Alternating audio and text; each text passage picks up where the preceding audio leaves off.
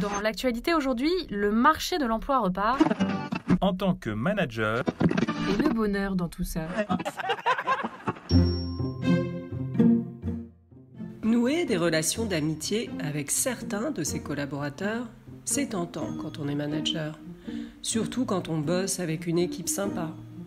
De déjeuner en pot régulier, on se voit en dehors du bureau. Et puis, on se confie sur sa vie perso, on présente sa famille, on projette même de partir en vacances ensemble. Mais à tout mélanger, n'y a-t-il pas danger ?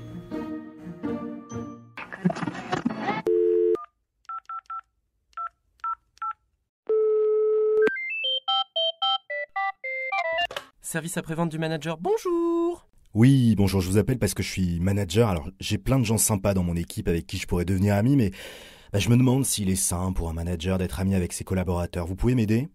Alors un instant s'il vous plaît, ne quittez pas.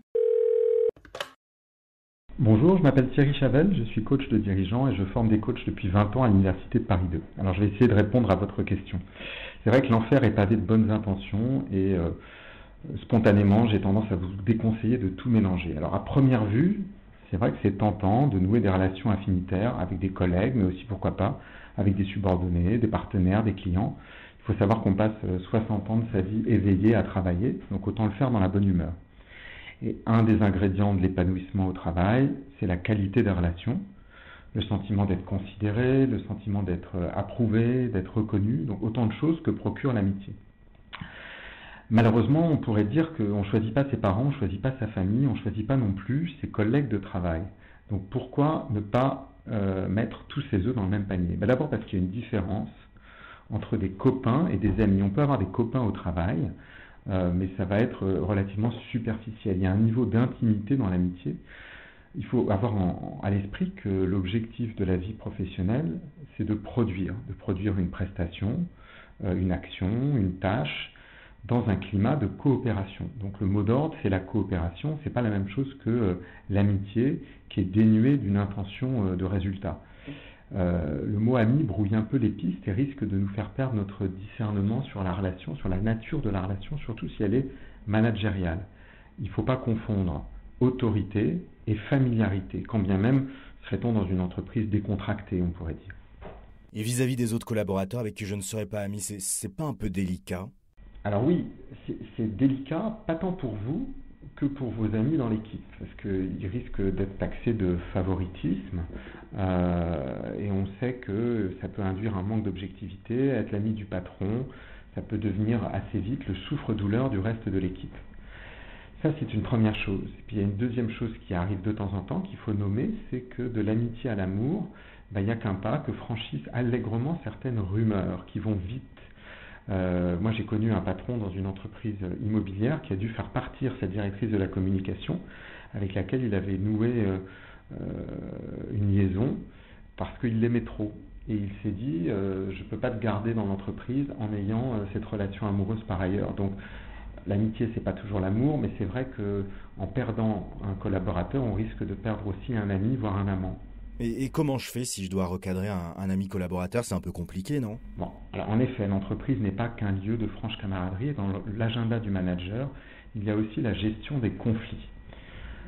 Je ne crois pas que l'amitié fausse votre jugement. Vous saurez faire la part des choses.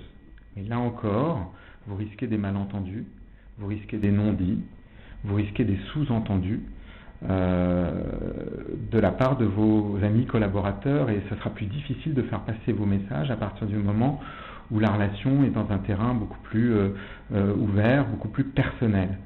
J'ai le cas d'une entreprise de cosmétiques où un dirigeant était l'ami de son poulain et lorsque ce dirigeant a pris des nouvelles responsabilités, son poulain est devenu son rival. Je peux vous dire que leur amitié en a pris un coup dans l'aile. Et ça renvoie quelle image à mon N+1 si j'accepte ou je refuse de lier des relations avec des gens de mon équipe ?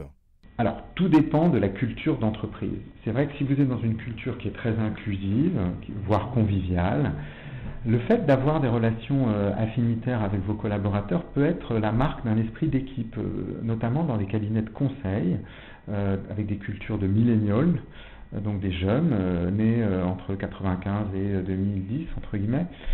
On va trouver que c'est positif pour un manager qui soit populaire auprès de son équipe. Ça va même être un critère d'évaluation de sa performance. En revanche, si vous êtes dans une culture beaucoup plus pyramidale, voire administrative, le fait d'avoir des amis parmi vos collaborateurs, ça va être la marque d'un fonctionnement plutôt clanique, voire un peu mafieux.